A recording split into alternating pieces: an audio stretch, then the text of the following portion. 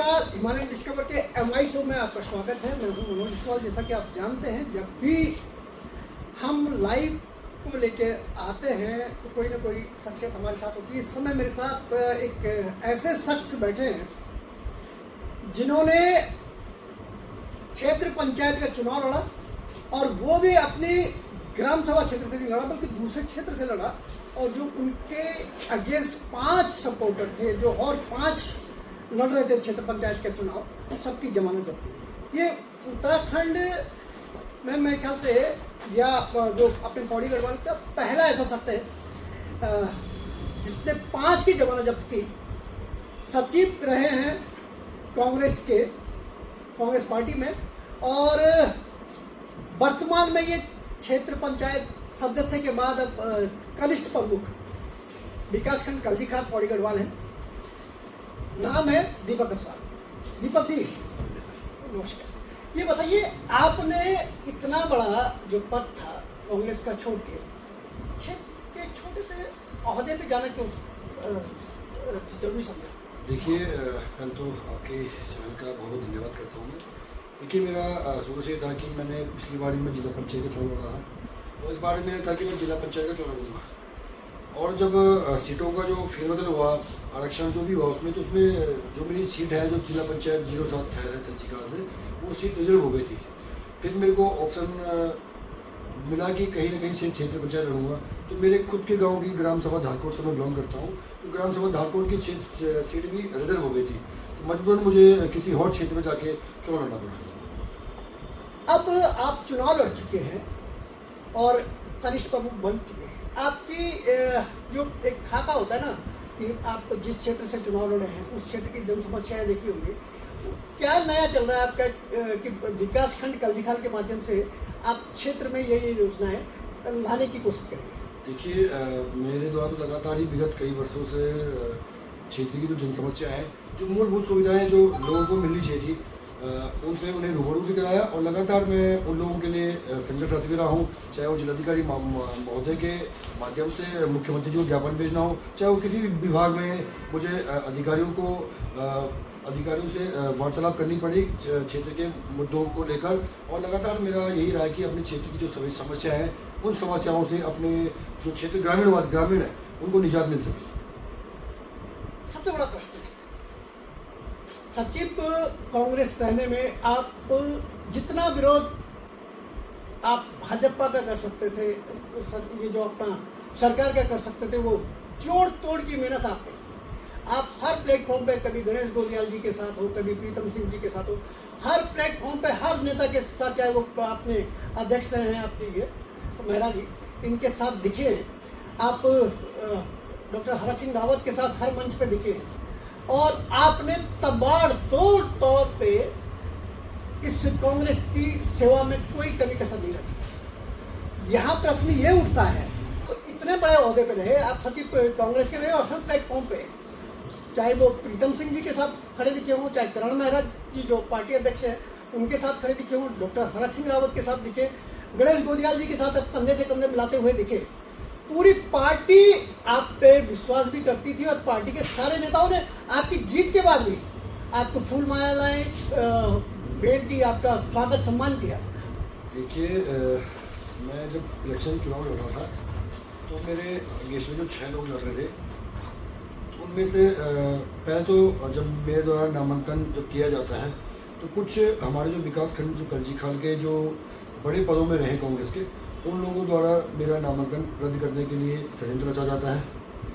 और उसके बाद मेरे द्वारा पौड़ी जाकर कलेक्ट्रेट से कागज एफिडेविट बनाकर दोबारा नामांकन किया जाता है। लगातार इन लोगों द्वारा मेरे खिलाफ षड्यंत्र रचा गया, लगातार मुझे हराने के लिए जोर लगाया गया, और उसके बावजूद भी मैं चुनाव जीत कर आया। मेरे क्षेत्र की जनता ने मुझे भरपूर आशीर्वाद दिया और मैं चुनाव जीत के आया। मेरे द्वारा चुनाव जैसे ही जब रिजल्ट खुला तो मुझे प्रदेश अध्यक्ष का भी फोन आया, मुझे माननीय गणेश गोलियाल से मेरी बात हुई। गोलियाल जी का सीधा कहना था कि दीपक, आप समझदार बच्चे हो, आप अपने हिसाब से जो करोगे सही करोगे। तो मेरे द्वारा जब जिलाध्यक्ष जी को फोन किया जाता है कि अध्यक्ष जी, विकासखंड कल्जीखाल में हमारी पार्टी कांग्रेस से अधिकृत प्रत्याशी कौन है, उनके द्वारा कहा जाता है कि हमारे तो मेंबर नहीं जीते, तो हमारे पास कोई अधिकृत प्रत्याशी नहीं है। अब देखिए, मैं आपको आपके चैनल के माध्यम से मैं बताना चाहता हूँ कि क्षेत्र पंचायत सदस्य बिना प्रमुख के 0 होता है। और मैं आज हर मीडिया के माध्यम से कह रहा हूँ, लगातार जितनी जगह मैंने चाहे वो पंकज पवार के चैनल से कहा हो, चाहे मैंने अपनी बॉडी के जो गढ़वाल के जो लोकल चैनल है उनके माध्यम से कहा हो, कि मैं आज भी मैं कहता हूँ कि मैं कांग्रेस का प्रमुख हूँ, है ना। देखिए, मुझे हराने के लिए हमारी पार्टी के कुछ पदाधिकारियों ने और कुछ भाजपा के लोगों ने मिलकर चाह के मुझे हराने के लिए जोर लगाया, और मैं तब भी मैं जीत के आया, जनता ने आशीर्वाद दिया, मैं जीत के आया। पर लेकिन बड़ा दुर्भाग्य और दुख होता है मुझे कि जब मेरी पार्टी ने, मैंने बड़े संघर्ष अपनी पार्टी के लिए किया, लगा इतने मुकदमे मैं झेल रहा हूँ, लगातार मेरी तारीखें लगती हैं। अंकिता हत्याकांड मामले में एकमात्र पौड़ी जिले से मैं वो शख्स हूँ, दीपक असवाल, जिसपे अंकिता भंडारी और बहन अंकिता भंडारी को न्याय दिलाने के लिए पौड़ी पुलिस द्वारा मुझ पर लाठीचार्ज की गई, क्योंकि मैं उस बहन के लिए मैं न्याय की लड़ाई लड़ रहा था। देखिए, और दूसरी तरफ मेरी पार्टी मुझे पार्टी से बाहर कर देती है, बड़ा दुर्भाग्य समझता हूँ, क्योंकि मैंने सदैव भी पार्टी का झंडा बुलंद किया है।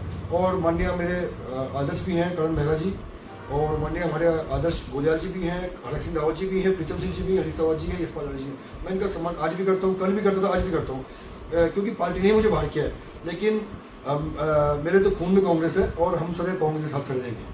बिल्कुल, खून में कांग्रेस की बात ये कह दूँ, इनके जो राजनीतिक गुरु हैं महेंद्र राणा, वो भाजपा में है। अगर इनके खून में कांग्रेस नहीं होती तो शायद उसी समय ये भी भाजपा ज्वाइन कर लेते।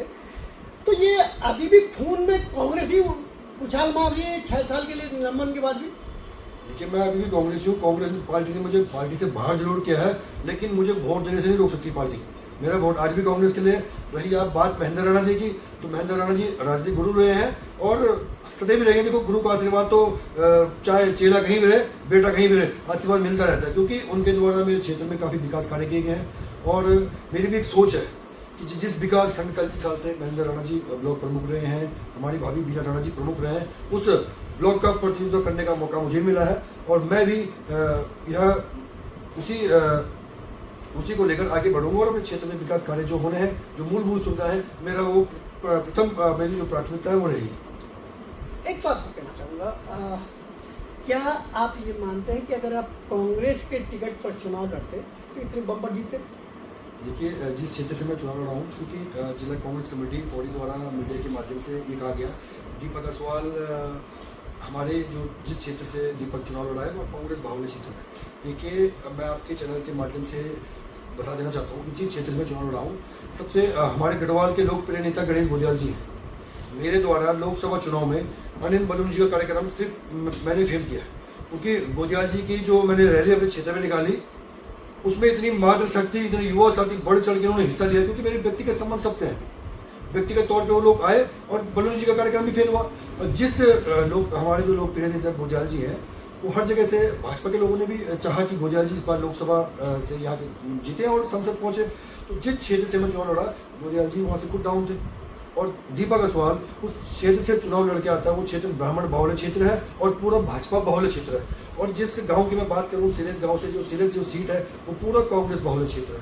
उस ग्राम सभा से मैं सबसे कम वोट लाया हूँ, क्योंकि 6 कैंडिडेट लड़ रहे थे। उसमें से जो पूर्व में जो भारतीय जनता पार्टी के जो प्रमुख रहे हैं जगदीश बिस्सी, उनका कैंडिडेट था, वो 90 वोट लाया और मैं 22 लाया और दूसरा 2, बाकी 0। तो जिस क्षेत्र में कांग्रेस की मजबूत स्थिति थी, वहाँ से मुझे बहुत कम वोटें मिली हैं। और जहाँ भाजपा का जो गढ़ था, वहाँ से मैं एक तरफा जीत करके आया हूँ। बहुत कहते हैं कि 100 में से 90 वोटें मुझे मिली हैं। ये देखिए, ये एक्चुअली बात सामने आ गई है।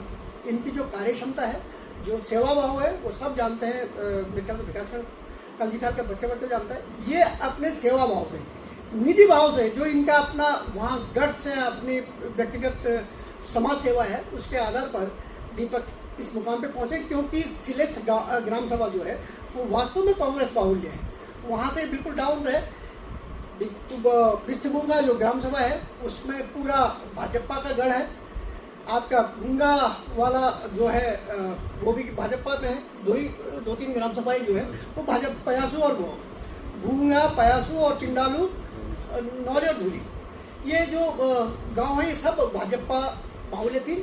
वहाँ से इनको अधिक वोट पड़े। उसके पीछे इनके राजनीतिक समीकरणों से नहीं, बल्कि व्यक्तिगत छवि से आप जीते हैं। मानते हैं कि नहीं इस बात को? बिल्कुल मानते हैं, क्योंकि मेरे द्वारा लगातार विगत कई वर्षों से सामाजिक कार्य किए जा रहे हैं। क्योंकि मेरा पहला जो था संकल्प कि क्षेत्र में जो मेन समस्या जो है पानी की, उससे निजात मिल सके लोगों को। क्योंकि जब मेरा तो मानना सीधा सीधा ही है, मैं तो देखो चुनाव लड़ना नहीं चाहता। मुझे खुद बयासू के मेरे जो युवा साथी लोग हैं उनके द्वारा फोर्स किया गया, दीपक आप हमारे क्षेत्र से चुनाव लड़ो क्योंकि तुम्हारी क्षेत्र रिजर्व हो गई है। मैंने कहा मेरा कहना ये था कि जिस व्यक्ति ने अगर समाज सेवा करनी होती है उसे चुनाव लड़ने की जरूरत नहीं है। मेरे द्वारा लगातार विगत कई वर्षों से निस्वार्थ भाव से कई असहाय बच्चों की मैं कॉपी किताबें फीस कई बच्चों को मैं पढ़ाता हूँ। देखिए मैं भी एक छोटे परिवार से आता हूँ, मेरी माँ ने बड़े संघर्ष से हमें पाला है और मैं एक बहुत गरीब परिवार से आता हूँ, लेकिन मैंने अपनी गरीबी देखी है। उस गरीबी को लेकर मैंने आज मेरे क्षेत्र में कई बच्चे ऐसे हैं जिनको मैं असहाय जो बच्चे हैं उनकी मैं हेल्प करता हूँ। हर तरीके से जो जिस तरीके से उनको मदद चाहिए होती है उस तरीके से मदद करता हूँ। चाहे क्षेत्र में पानी की समस्या हो, चाहे रोड की समस्या हो, चाहे जिस तरीके से आजकल जंगली जानवरों जो खतरा बना हुआ है उस समस्या हो, चाहे कोई भी समस्या हो, मैं लगातार विभागों में अपने क्षेत्र की आवाज़ को बुलंद करने का काम करता हूँ। अब क्या है प्लान? आखिरी प्रश्न है कि अब प्लान क्या है? किस तरीके से आप अपने जो क्षेत्र पंचायत सीट के गांव को और अपनी ग्राम सभा दो बिल्कुल अगल बगल की जुड़ी हुई है, ग्राम सभा वालों को भी बहुत उम्मीद है आपसे, क्योंकि आपका स्वागत जो ग्राम सभा में हुआ है वो सब जानते हैं। कैसे करके पूरे विकासखंड कल्जीखाल में फिर से ये कोशिश करेंगे कि हाँ दीपक इकलौता है? देखिए पहले तो मैं अपनी ग्राम सभा के लोगों का बहुत बहुत धन्यवाद करूँगा, क्योंकि मेरी ग्राम सभा के लोगों ने मुझे बहुत भरपूर आशीर्वाद दिया, भले वोट के रूप में न दिया हो। क्योंकि उनका तो मैं दूसरे जब क्षेत्र से लड़ा उन लोगों द्वारा एक गांव में मीटिंग करके कहा गया कि दीपक हमारे गांव का है, उसको चुनाव लड़ रहा है, तो उसके प्रचार प्रसार में मेरी गांव की सारी महिलाएं आई थी। मैं उनका बहुत बहुत धन्यवाद करता हूं। और परसों जो कार्यक्रम उन लोगों ने किया उसके लिए मैं बारंबार उनका बहुत बहुत धन्यवाद करता हूं। उन लोगों ने भरपूर आशीर्वाद मुझे दिया। देखिए क्षेत्र पंचायत सदस्य की जहाँ तक बात रही तो मेरा तो शुरू से ये है क्योंकि जो काम चुनाव आदमी व्यक्ति इलेक्शन जीतने की बात करता है वो मैं पहले कर चुका हूँ। क्षेत्र की हर समस्या से मैं रूबरू हूँ और मुझे पता है कि जो मूलभूत सुविधाएं हैं, सड़क है, रोड है, पानी है और जंगली जानवरों से जो खतरा बना हुआ है, किसी की असहाय की पेंशन है, वृद्धा पेंशन लगातार मैं उन पर काम करता आया हूँ। तो मैं तो ये समझता कि दूसरा कोई काम होगा। और रही बात दूसरी की, जो मैं ब्लॉक प्रमुख हूँ तो मैं पूरे विकासखंड कल्जीखाल का प्रमुख हूँ और मेरे पास कोई भी आएगा चाहे वो किसी भी पार्टी से आए तो मैं तो व्यक्तिगत उन लोगों व्यक्तिगत नहीं, मैं पार्टी को न देखते हुए उन लोगों की मदद करूँगा, क्योंकि मुझे आगे भी चुनाव लड़ने हैं और मेरा यही प्राथमिकता रहेगी मैं सबकी किस तरीके से मदद कर सकूँ। तो ये है दीपक असवाल, एक खूबी है दीपक की। ये जब समाज सेवा के लिए आगे आते हैं तो तब ये पार्टी नहीं देखते, ये कांग्रेस नहीं देखते, भाजपा नहीं देखते और ना कुछ देखते।